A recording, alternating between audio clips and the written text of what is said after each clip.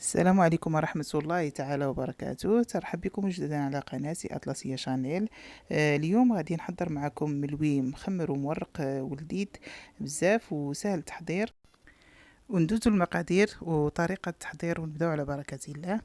هنا خديت كاس ديال الطحانة الكهربائية وضعت فيها واحد القياس ديال الماء. غادي نضيف عليها واحد زلافة. انا هنا درت زلافة ونص ديال الفينو تقطع لي تصوير، وغادي نطحنها في الطحانة بحال الشكل ديال البغرير. وغادي نزيد عليها واحد 3 زلايف ديال الفورس، ونضيف هنايا الملحه ما ضفتهاش في الاول، وشويه ديال الخميره غير راس المعلقه لان الحال بدا تيسخن، والماء يكون من الصنبور. هنا راني زدت الماء لانه ما كفانيش هذاك الماء اللي طحنت فيه داك الطحين داك الدقيق ديال الفينو. وهنا ما غاديش ندلكها، غير غادي نجمعها مزيان كيف ما شفتوا صافي. وغادي نغطيها بواحد البلاستيكه مده ديال ربع ساعه او 10 دقائق. ما نخليوهاش تخمر بزاف باش يصدق معنا الملوي مزيان. وكيف ما تشوفوا فهي العجينه طلقات. غادي غير نديها ونجيبها شويه في القصعه، ما غاديش ندلكها بزاف لان هي تدلك راسها براسها لما نحطوها في شي بلاستيك او نغطيوها في بشي بلاستيكه. فكما تشوفوا فهي ما شاء الله تطلق دوك الفقاعات، فيعني ان العجين راه ناجح. هنا غادي نشكل واحد الكويرات ديال العجينه حتى نكمل العجين على حساب كل واحد اللي بغى المسمن كبير او صغير. هنا درتو متوسط الحجم، يعني ما كبيرش بزاف وما صغيرش. وغادي نحطو على جنب، ما غاديش نخليه يخمر. هنا عندي الزيت وزلافه ديال الزيت والزبده مذوبه مخلطين مع بعضياتهم، وزلافه ديال الفينو انا درت فيها واحد الخماره غير تقطع لي تصوير. غادي ناخد دوك الكويرات اللي شكلت وندهنها بداك الزيت والزبده اللي عندي، ونعاود نرشها بداك الفينو اللي مخلط مع الخماره ديال الحلوى. غادي ناخد واحد الكره ديال العجينه اخرى وغادي نسرحها بهذه الطريقه هذه كما شفتوا، كما تندير ما بين يديا.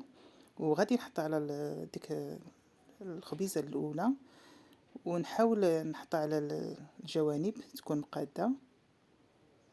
وبنفس الطريقة غادي نزيد عليها الزبدة والزيت ونرشها بالفينو،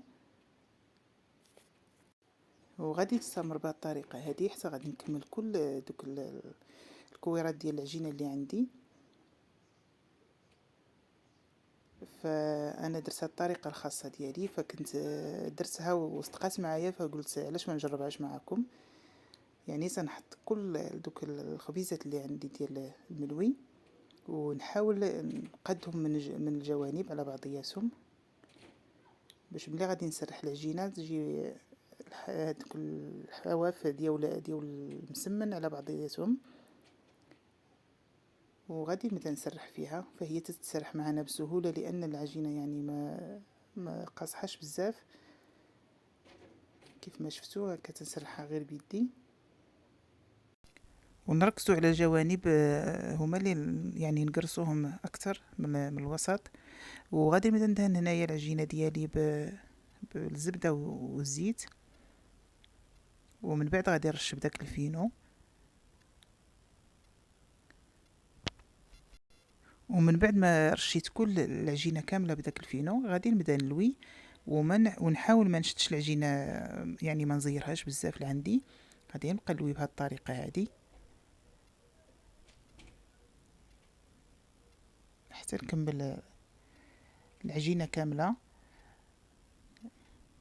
يعني نلفها كلها على بعضياتها. كيف ما شفتوا انا ما كنتش نزير العجينه بزاف فاش كنت نلوي. هنا غادي نحاول نقادها باش يجوني دوك الملويات او دوك المسمنات مقادين مع بعضياتهم، يعني يجي الحجم ديالهم مقاد. وبهذه الطريقه هذه غادي نبدا ندخل دوك الجوانب في الوسط ونجمعهم، وغادي نقطع كل هاد الملويات هادو اللي عندي. هاد الطريقه هذه ما غاديش يعني تخليك مره اخرى تعكزي على هاد الملوي هذا، فهو تيجي ناجح 100%.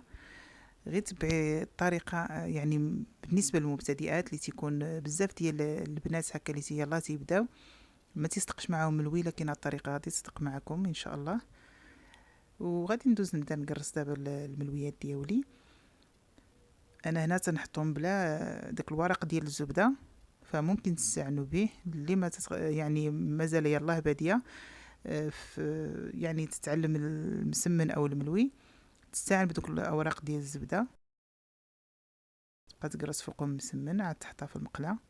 هنا راني المقله سخنتها قبل ضروري، ورشيتها بشويه ديال الزيت، وغادي نبقى نقلب المسمنات ديالي. والنار خاصها تكون متوسطه، ما تكونش ضعيفه او مجهده. وهنا تنبقى نقلب المسمنه كيف ما شفتوا، تنبقى ندور فيها، فهذا هو السر باش يصدق هذا الملوي هذا. وكل ما قلبت الملويه ضروري نرشها بالزيت. هنا راني ما درتش السكر في العجينه او العسل، ف يعني كاينين الناس اللي تيكونوا معنا في الدار عندهم مرض السكري، فما يمكنش نضيفوا شي حاجه حلوه، وهو تيتحمر اصلا، خاصه لما تنبقاو ندوروا في ديك الحركه الدائريه اللي تنديروا الملوي، فهي السر يعني اللي غادي تحمروا ولو ما فيش لا سكر لا حتى شي حاجه حلوه.